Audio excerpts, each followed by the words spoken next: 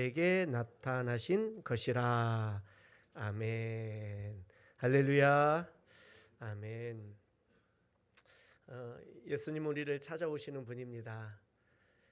예수님이 우리를 찾아오셨고 우리를 당신의 자녀로 또 우리를 당신의 일꾼으로 부르셨습니다. 그래서 오늘 우리가 이 자리에 예배하고 있는 줄로 믿습니다. 할렐루야.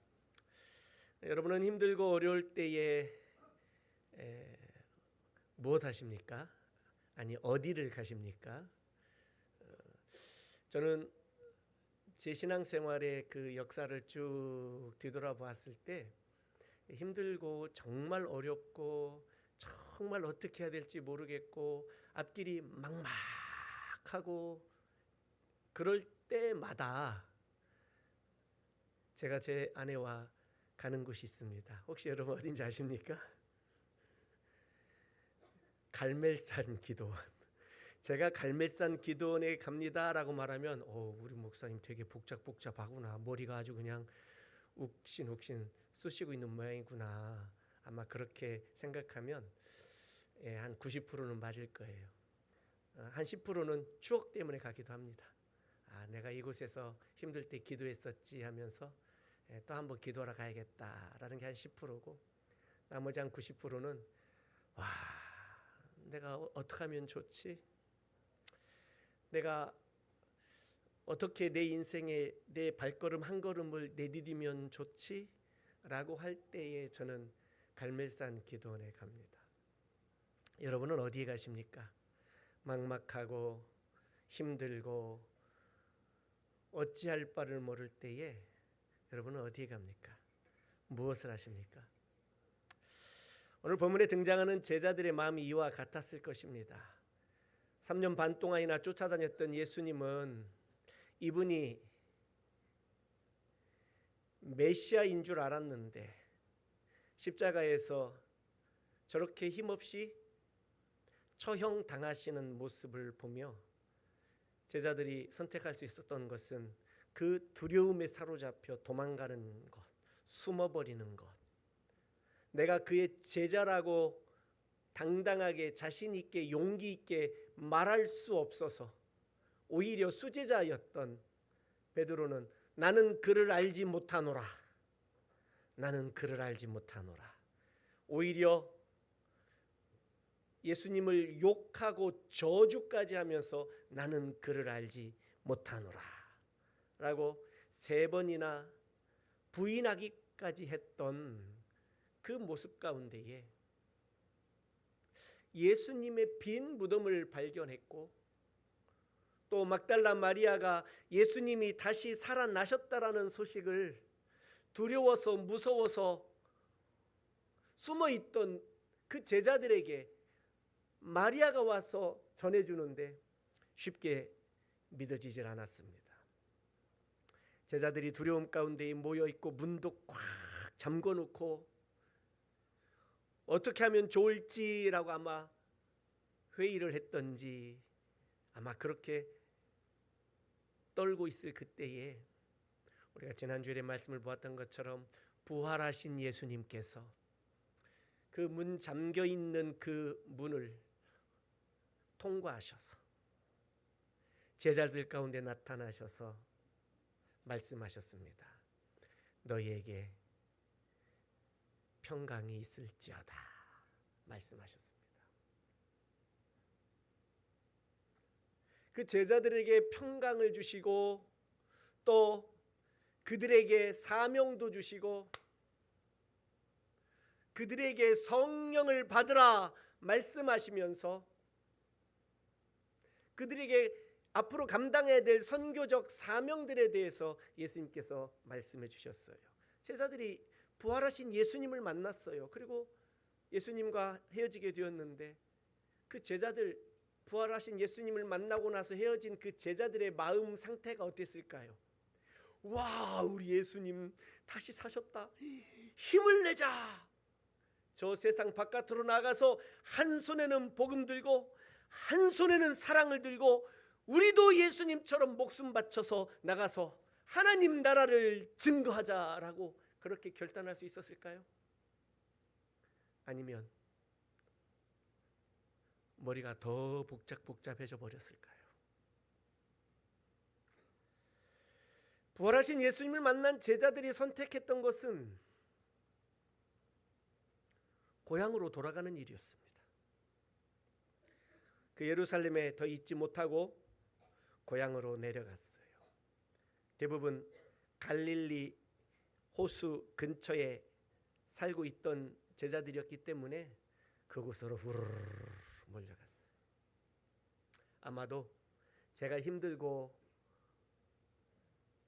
어렵고 무엇 해야 될지 모를 때마다 갈멜산 기도원에 찾아갔던 것처럼 제자들이 자신들이 이렇게 힘들고 어렵고 앞으로 어떻게 해야 되고 부활하신 예수님까지 만났는데, 우리는 예수님을 도망갔지만 그분은 우리를 찾아오셔서 우리를 만나주셨고 우리에게 평강이 있을지어다 말씀하시며 나도 너희를 보내노라 말씀하시고, 그래서 숨을 내쉬며 성령을 받으라 우리에게 말씀하셨는데 어떻게 해야 되나? 돌아보니 3년 반 동안 예수님을 열심히 따라다니다가 이제는 예수님이 죽으시고 나니 갑자기 현실이 탁 다가오는데, 그동안 잘 돌보지 못했던 가족들이, 내 아내와 내 아이들이 줄줄이 있는 것을 또 눈에 보이기 시작하고 어떻게 하면 좋을까 하다가 가장 익숙한 곳에, 가장 그곳에 가면 마음이 편한 곳에, 내 복잡한 마음과 생각들을 정리할 수 있는 그곳에 가게 되었는데, 그곳이 바로 갈릴리 호숫가예요. 그 도시의 이름을 따라 가버나움 근처 호수면은 가버나움 호수, 디베랴라는 도시에서 바라보면 디베랴 호수, 뺑 둘러 도시들이 있으니까, 마을들이 있으니까 그 이름이 무엇이든 갈릴리 호수에 다시 가게 되었어요. 그곳에서 가만히 모여서 호숫가에서 호수를 바라봅니다.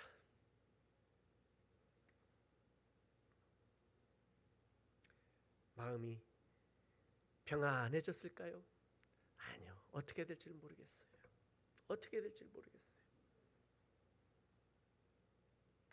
그러다가 베드로가 오늘 말씀해 보니 한마디 합니다. 3절에 보니 시몬 베드로가 에이 나는 물고기나 잡으러 가야겠다 라고 말합니다. 가장 익숙한 일 아닙니까? 예수님 만나기 전에 평생을 해왔던 일이에요. 에이 마음 복잡하다, 물고기나 잡으러 가야겠다. 그랬더니 비슷한 마음을 가졌던 다른 제자들이 나도 함께 가자. 그래서 그 자리에 모였던 7명의 제자들이 함께 배에 올라탔어요. 일반적으로 갈릴리 호수에서 물고기 잡는 것은 밤에 합니다. 불을 켜놓고, 불을 켜게 되면 그 불빛을 보고 고기들이 몰려들고 그때 그물을 던져서 고기를 잡는 이런 어업 활동을 하고 있었는데, 이들이 밤새도록 그물을 내렸습니다. 이쪽에 던져보고 걷어올리고 한 마리도 못 잡고, 저쪽에 던져보고 걷어올리고 한 마리도 못 잡고. 생각해봤습니다. 우리가 3년 그 전에 어부 생활할 때에 고기가 어디에 많이 모여 있는지, 어디서 그물을 내리면 고기를 많이 잡을 수 있는지 그들의 모든 생각들을 다 끄집어내어 기억해내서 그곳에 또 그물을 던져봅니다.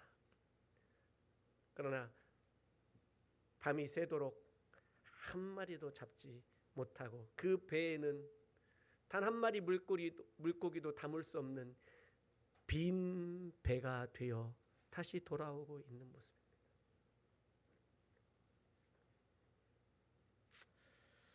그때 예수님께서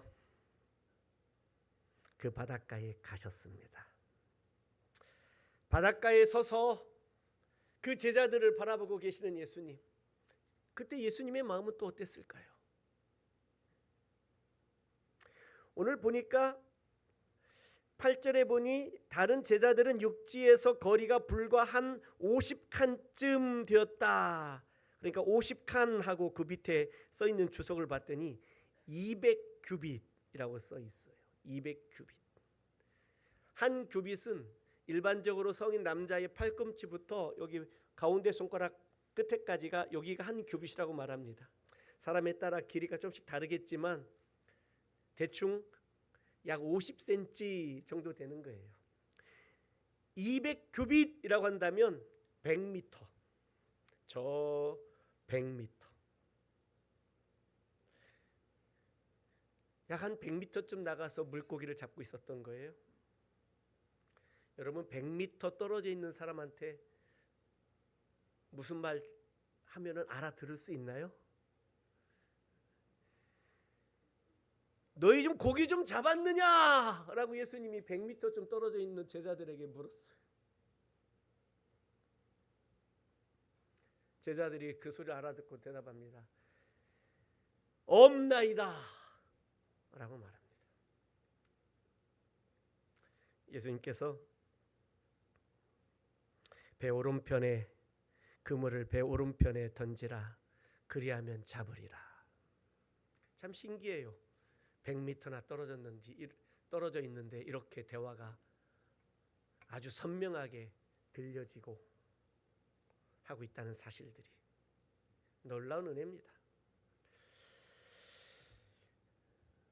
오늘 말씀 있는 것처럼 그물을 던졌더니 그물이 찢어질 만큼 찢어지진 않았어요. 153마리 153마리 그 물고기들. 갈릴리 호숫가에서 베드로 고기랑 물고기를 가면은 그 식당에서 이렇게 막 튀겨가지고 이렇게 팔아요. 지금 팔아요. 베드로 고기예요. 그 고기 한 마리가 얼마나 할 것 같습니까? 한 조기 한 마리만 할 것 같아요? 아니면 고등어 한 마리만 할 것 같습니까? 꽤 커요. 꽤 커. 아주 이렇게 혼자 먹으면 배부를 만큼 꽤 큰 물고기를 지금 팔아요. 지금도 그런 물고기가 153마리 가득 잡힌 것을 봅니다. 예수님이 마치 아담과 하와가 죄를 짓고 숨어 하나님을 피해 숨었던 것처럼 예수님의 제자들이 예수님 잡히실 때에 예수님을 도망가고 떠나버렸고 심지어 부인까지 했던 그 제자들, 그들이 예수님을 피해 이미 부활의 예수님을 한번 만났지만 그 예수님을 피해 숨어 있는 그 제자들, 그들에게 예수님이 찾아오셔요. 혹시 여러분은 어디 숨어 있질 않으십니까? 어디에 숨어 계세요? 큰 바위 뒤 같은 데 숨어 계십니까? 아니면 어딘가로 들어가서 불 끄고 숨어 있습니까? 주님을 피해, 아니 하나님의 은혜를 피해 혹시 숨어 있진 않습니까? 예수님이 찾아오셨어요. 죄 짓고 숨었던 아담과 하와에게 하나님이 찾아오셨을 때에는 아담아 네가 어디 있느냐? 호통치며 꾸짖기 위해서 찾아오셨지만 오늘 예수님이 찾아오신 것은 그러려고 찾아오신 게 아니었어요. 내가 너희를 만나서 내 손의 못자국과 옆구리의 창자국을 보여주면서까지 너희에게 평강을 선포하고 내가 너희를 보낸다라고 파송도 해주고 성령을 받으라라고까지 했는데 너희놈들 여기 왜 숨어 있어? 뭐를 여길 또 왔어라고 하지 않으시고 그들의 그 복잡한 마음을 우리 주님이 이해하고 계셨다는 거예요. 오늘 본문에 보니 꾸짖는 말씀이 하나도 없어요. 전에는 예수님이 과감하게 꾸짖으셨거든요. 이 믿음이 적은 자들아. 근데 오늘은 꾸짖으시는 말씀이 하나도 없고 오히려 그런 제자들을 이해하세요. 만약에 이 제자들이 밤새 물고기를 잡으면서 아마 배에 가득 만선을 이룰 만큼 많은 물고기를 그 밤에 혹시 잡았다고 한번 가정해 봐요. 그러면 그 제자들은 어떤 생각을 하고 있었을까요? 야, 이거 물고기 잘 잡힌다. 그래, 역시 하나도 안 잊어버렸어. 야, 앞으로 우리 물고기 잡고 살자 라고 다른 제자들하고 그런 얘기 하지 않았을까요? 그런데 그들의 배는 빈 배였어요. 우리 인생이 빈 배와 같을 때 우리 예수님 우리를 찾아오세요. 내가 수고하고 내가 애쓰고 내가 노력했음에도 불구하고 그 어떤 결과물이 없을 때에, 내가 힘들어할 때에, 내가 아파할 때에, 내가 슬퍼할 때에 우리 주님이 우리를 찾아오세요. 나의 빈 배에 우리 주님이 찾아오세요. 나의 빈 그물에 우리 예수님이 우리를 찾아오세요.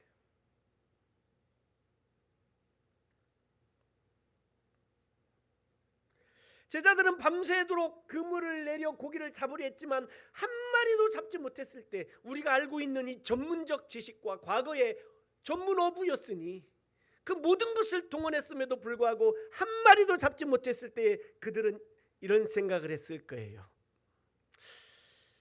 이 고기 잡는 일이 우리의 일은 더 이상 아닌 것 같다. 이런 생각을 하게 되었을 거예요.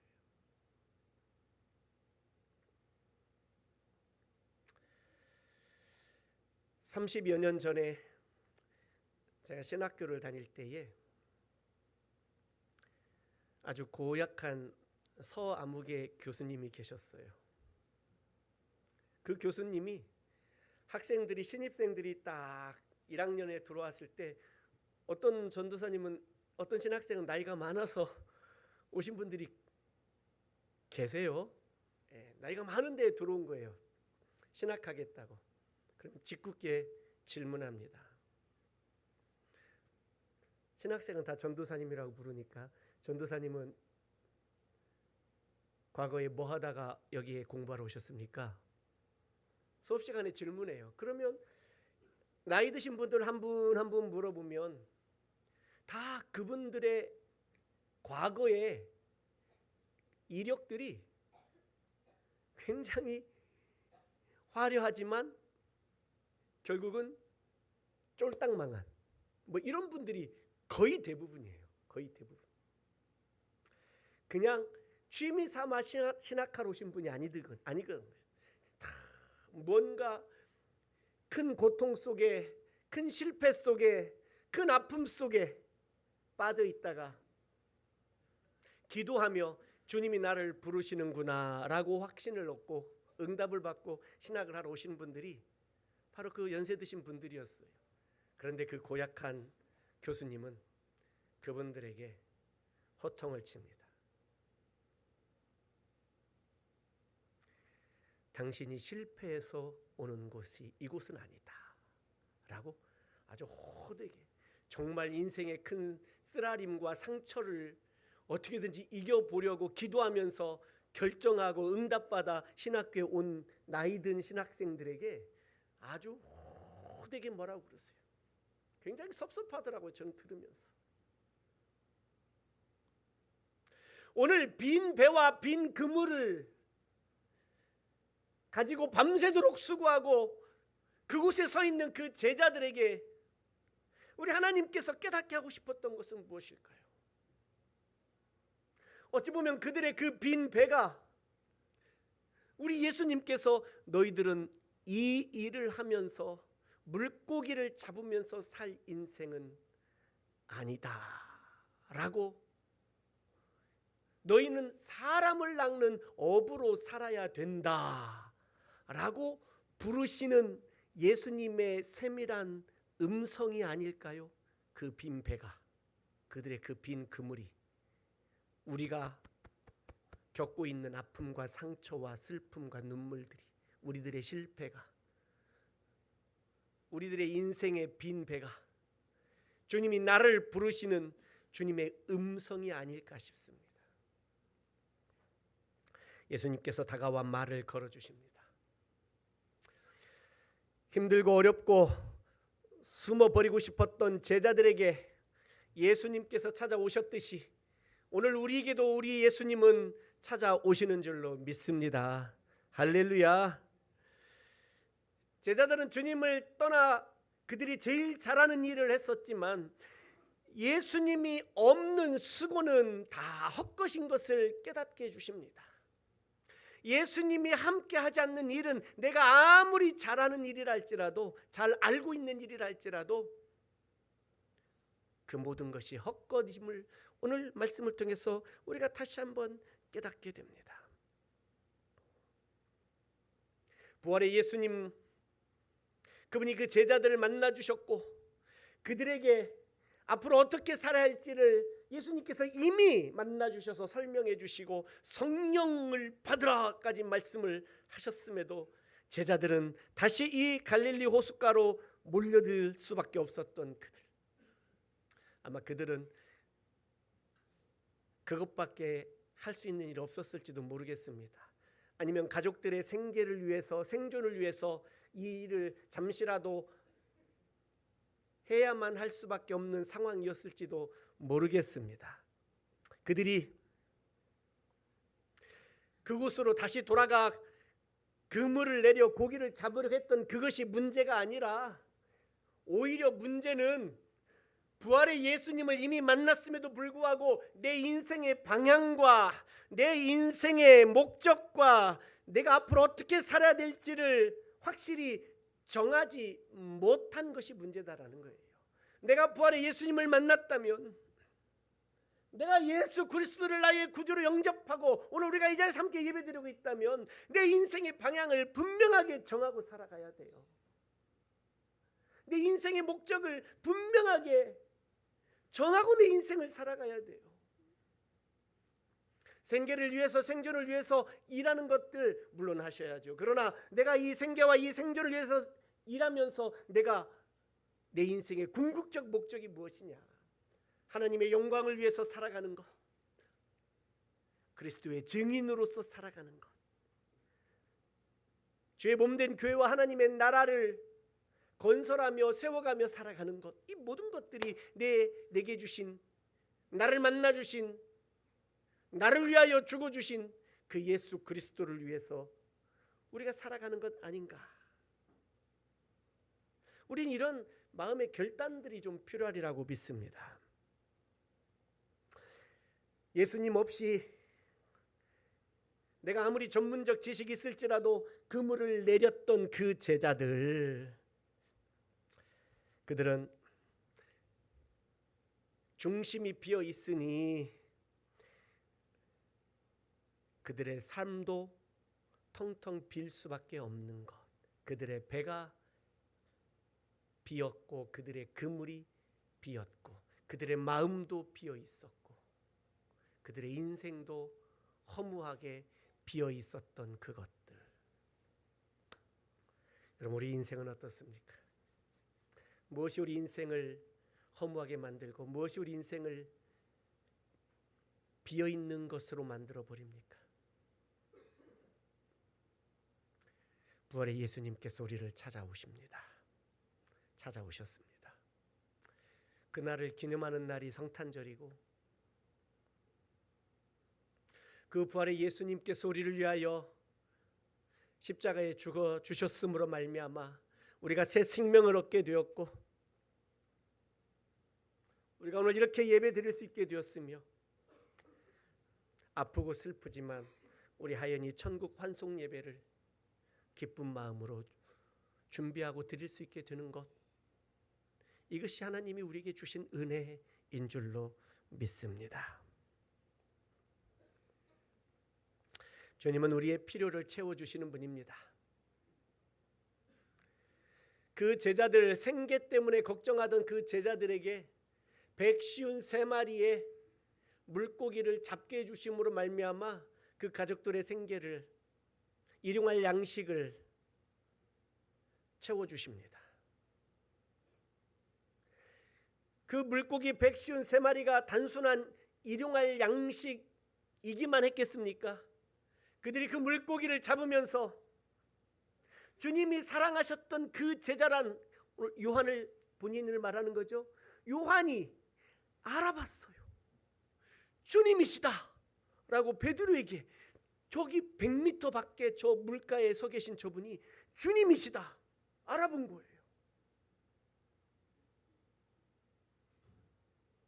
베드로가 이 이야기를 듣고 고기 잡는 일을 하느라고 겉옷을 우통을 벗고 있었는데 다시 옷을 고쳐 입고 물 위로 뛰어 들어가 버린 겁니다. 100m를 걸어갔을까요? 열심히 아마도 수영해서 갔겠죠. 100m를 예수님께.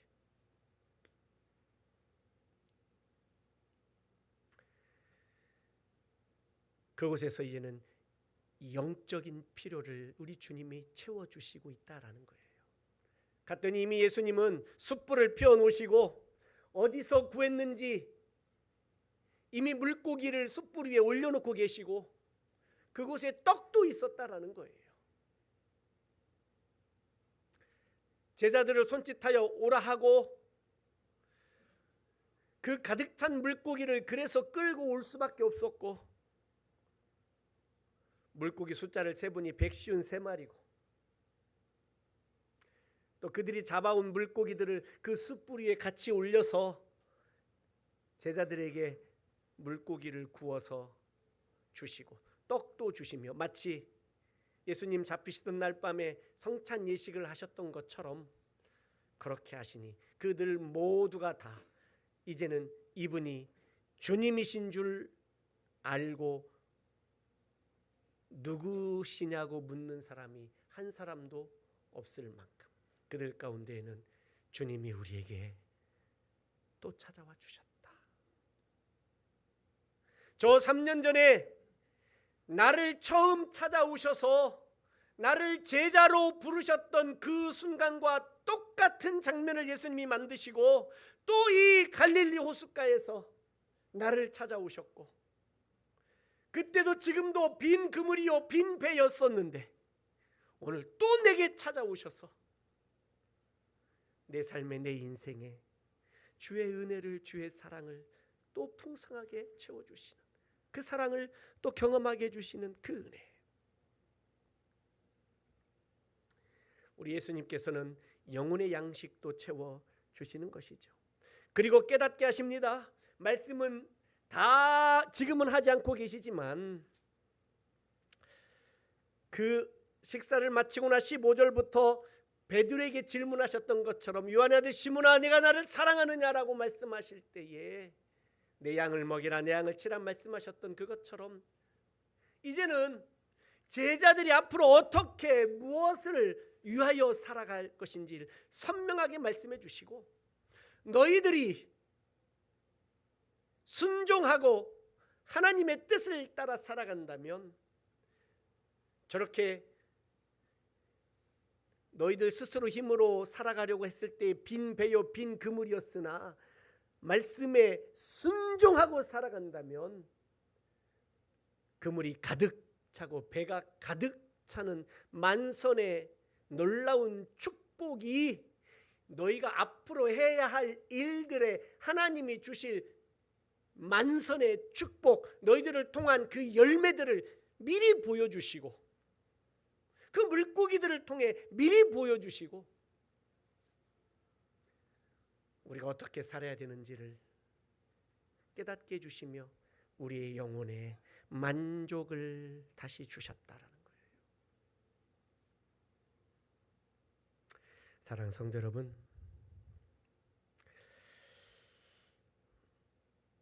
주님 없는 인생은 참으로 힘들고 어렵고 건조하고 헛될 수밖에 없습니다. 그리스도 예수 안에서 이렇게 함께 우리가 신앙생활하며 주님과 함께 살아가고 우리의 인생이 어떤 날은 기쁜 날도 있고 어떤 날은 슬프고 가슴 아픈 날도 있지만 그 어떤 순간이랄지라도 우리 주님은 우리를 여전히 사랑하시며 우리와 함께 계시고 아프고 힘들고 슬플 때는 우리를 위로해 주시며 두렵고 겁날 때는 우리에게 평강을 주시고 기쁘고 행복할 때는 우리를 격려하시고 새 힘도 주시고 칭찬해 주시고 그러면서 우리의 인생을 살아가게 하십니다. 사랑하는 성도 여러분, 힘들고 어려울수록 내 배가 빈 배일수록 내 그물이 빈 그물일수록 내 인생에 어려움과 고난과 실패가 찾아올수록 우리는 오히려 더 주님 앞에 가까이 나아갈 수 있기를 주의 이름으로 부탁합니다. 그리고 주의 말씀에 더 순종하며 살겠노라고 결단할 수 있기를 주의 이름으로 축복합니다. 뭐 오른쪽에 내리면 고기를 잡고 왼쪽에 내리면 고기를 못 잡겠습니까? 예수님이 오른쪽에 내리라 하니 오른쪽에 내렸던 순종이 우리에게 필요했던 거고, 왼쪽에 내리라 말씀하셨다면 왼쪽에 내리는 우리의 순종이 필요했던 것이지, 주님의 말씀 순종하고 살아간다면 그 모든 나중 일들은 주님이 우리 인생을 책임져 주실 줄로 믿습니다. 힘들고 어려울수록, 아프고 마음이 고단할수록 숨지 마시고 도망가지 마시고 옛 생활로 복귀하지 마시고 힘들고 어려울수록 주의 은혜의 보좌 앞에 더 가까이 나오시기를 주의 이름으로 축원합니다. 하나님 우리를 부르신 그 부르심에는 하나님의 선하신 뜻이 계십니다. 우리가 지금은 다 알 수 없을지 모르지만 믿고 감사하며 순종하기로 결단합니다. 주님이 우리 인생을 돌보시고 가장 좋은 길로 우리 인생을 인도해 주실 줄로 믿습니다. 그런 은혜가 있기를 주의 이름으로 축원합니다. 아멘.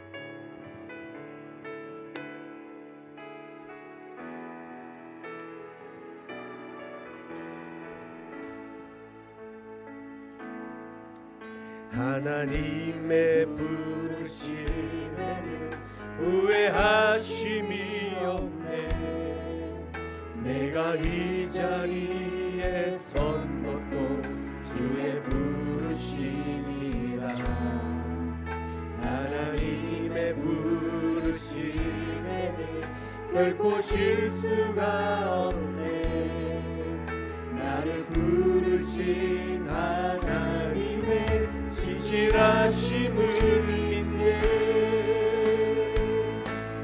날 부르신 뜻 내 생각보다 크고, 날 향한 계획 나의 지혜로 증량 못하나.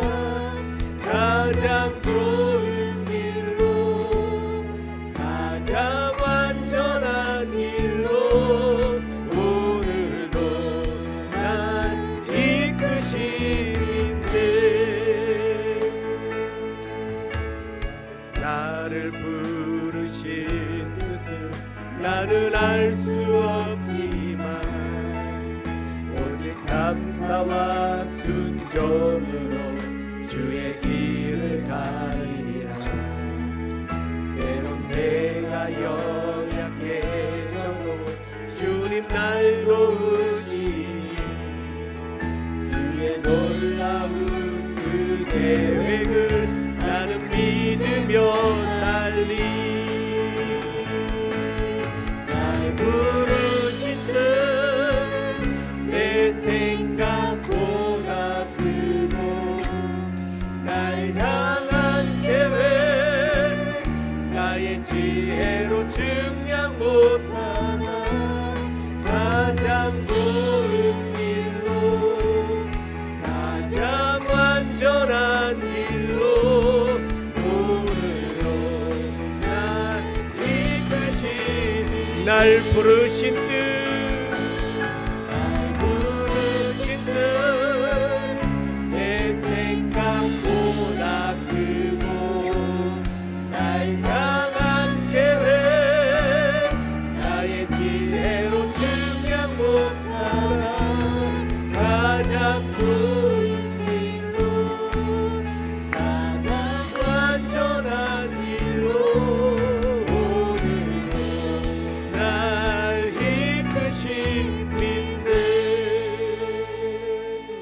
기도하겠습니다.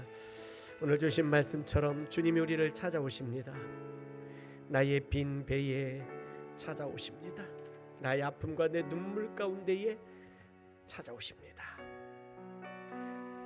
주님의 말씀에 더 순종하며 감사로 살겠노라고 한번 결단하며 고백하십시다.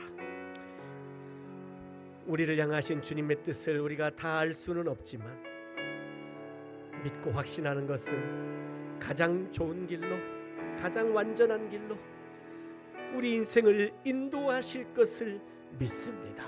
고백하시면서 주여, 내가 주의 말씀 붙들고 내게 주신 사명을 붙들고 살아가겠습니다. 숨지 않겠습니다. 도망가지도 않겠습니다. 오직 주님 앞에 더 가까이 나오겠습니다라고 한번 그렇게 기도하십시다. 주의 이름을 부르고 한 목소리로 다 함께 기도합니다. 주여,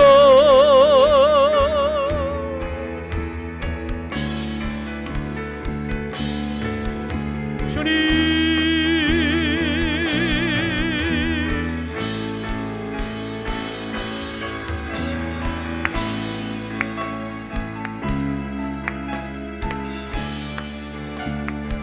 아버지, 아버지, 아버지, 주여, 주여,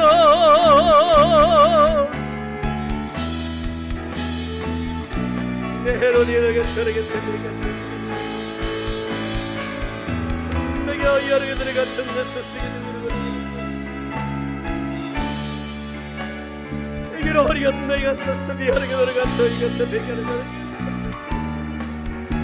아버지,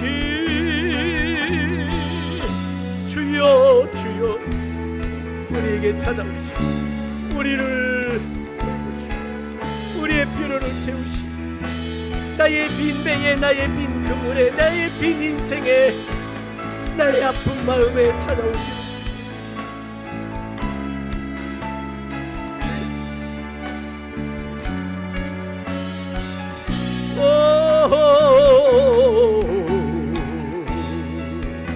하나님, 하나님,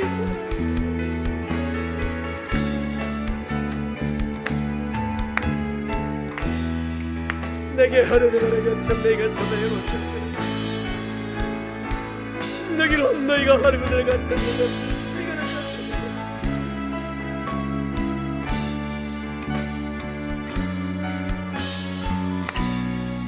여러분의 인간 오,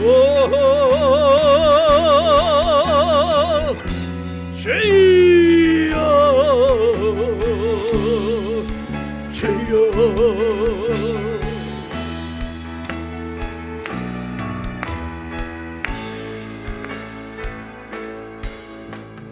한 번 더 기도합니다. 오늘 오후에 우리 하연이 천국 환송 예배를 우리가 드립니다. 하나님, 하나님의 은혜가 그 안에 넘치게 해주시고 또 아프고 슬프지만 감사와 영광스러운 예배 되게 해달라고 기도해 주시면 좋겠고 또 우리 정기영 장로님, 김신혜 권사님 마음을 하나님이 만져주시고 평강의 평강으로 하나님이 충만하게 해주시기를 같이 기도하도록 하겠습니다. 그리고 우리 온 성도들에게도 하나님의 이 예배를 통해서 천국을 소망하고 믿음으로 더욱 견고하게 서서 살아내겠노라는 결단들이 우리 온 성도들에게 있게 달라고 그렇게 다시 한번 간절히 주의 이름을 다시 부르고 한 목소리로 다 함께 기도합니다. 주여,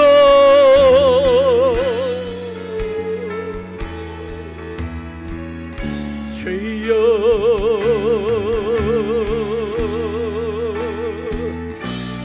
오 하나님, 하나님, 하나님, 하나님,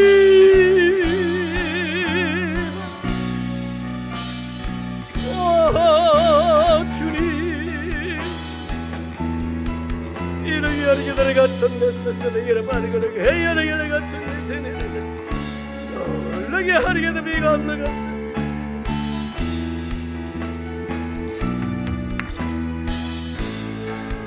주님 아버지 주여 주여 주여 주여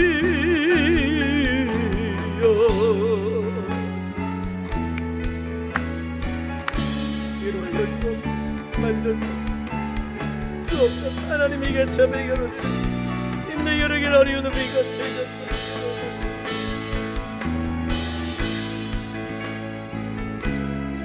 내 하루 이달에 갔다가 저희가 고민하셨습니다 아버지 오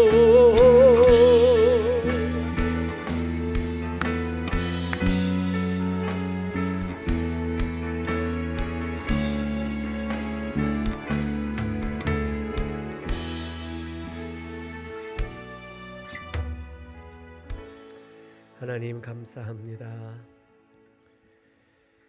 우리의 빈 배에 찾아오신 예수님 감사합니다.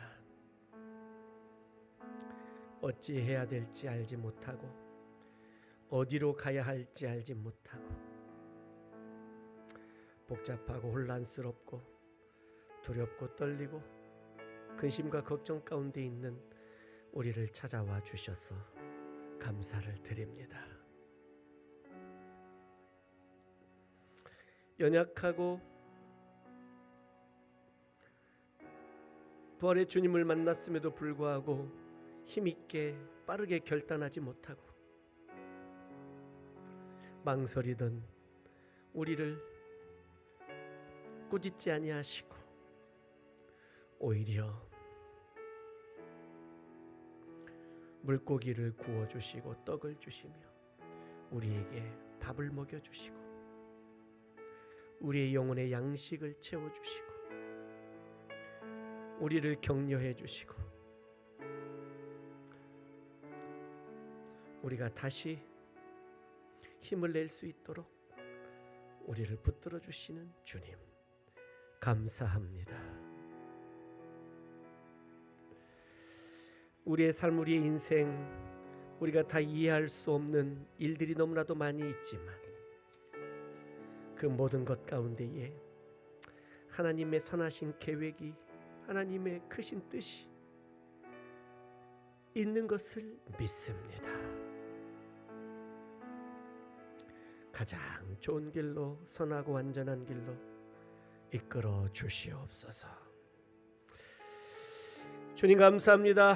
오늘 이렇게 하나님 앞에 우리 온 성도들 함께 예배하게 하신 것 감사합니다.